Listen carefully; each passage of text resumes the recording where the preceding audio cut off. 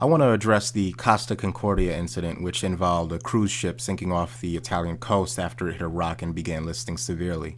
Namely, I want to address the article in the description box, which the clear subheadline reads, quote, "Survivors tell of panic as men ignore order that women and children should go first and passengers fight to get on boats," end quote. The implication in the headline being the question of where was the chivalry. My answer? It's in the same place all the real men have gone to. You see, chivalry is history now, and for the better. And those men trained to sacrifice their lives for women are going extinct and are not coming back. For now, it still takes the prime biological directive of survival to kick in before men start openly acknowledging the inherent misandry of this bullshit social contract that allows women to do and say whatever they want, yet still requires men to embrace a watery grave so that the precious women may live. No more, though. To anyone listening to this, I'm going to make it abundantly clear. Men are in the current state of affairs flirting with the crazy idea that male life isn't expendable anymore. And that is what you are witnessing in the Costa Concordia incident. Those cruel patriarchal bastards have gotten it into their heads that voluntarily dying because they are the wrong gender isn't honorable or manly or admirable, and so they've decided to oppress women by refusing to die on command for women they don't know or care about. Perhaps feminists can lobby Congress and make it illegal not to drown on sinking ships unless all the women are off first, but for some reason, I suspect that those men and boys, the evil, violent proto-rapists they all are, aren't going to be law-abiding citizens when a situation presents itself.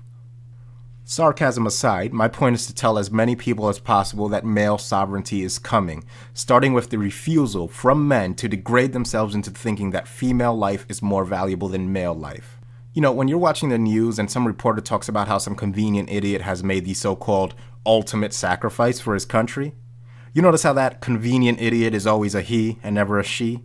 That's what this ultimate sacrifice really is, one of male blood for female security at the altar of chivalry. And that, as men see less and less reason to defend a country that increasingly marginalizes them, that's going to go away too. And this isn't a warning, it's a statement of fact. This is going to happen, whether or not women want to, quote, return to traditionalism or not.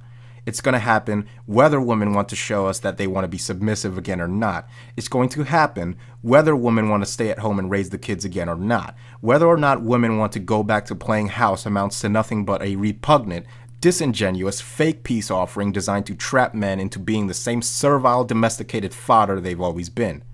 And it is an agreement that men do not want anymore. Because you see, in this supposedly equal society, the fact that women would have the nerve to surreptitiously exploit male chivalry in such a shameless and blatant manner is an act of gender war, to which I respond by highlighting the particularly disgusting attempt at shaming men who wouldn't give up a seat on the lifeboat for pregnant women. What disgusting cowards, what lack of respect for a woman, and especially for the defenseless unborn life growing inside of her. A real man, even under imminent threat to his own life, should surely protect the mother and her unborn child. That's what real men do, right? Right? Except that the feminist industry has, of course, used the concept of women's health and the threat to the life of the mother to justify an abortion industry comprised 99% of abortion for convenience.